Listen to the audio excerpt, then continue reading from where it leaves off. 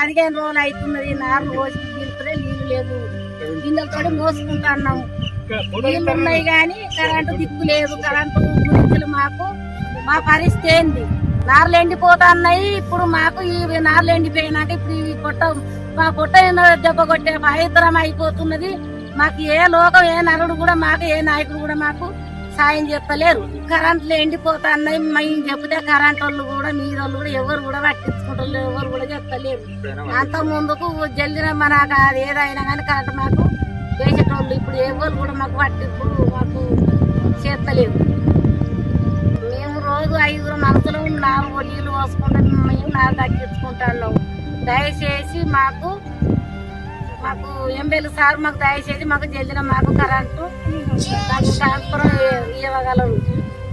నీళ్లు మోసులు కైకిల్లో పెట్టి 4 ఎండిపోయినాక ఎట్లే మాకు నోట్ల కట్టే టైం అయ్యింది.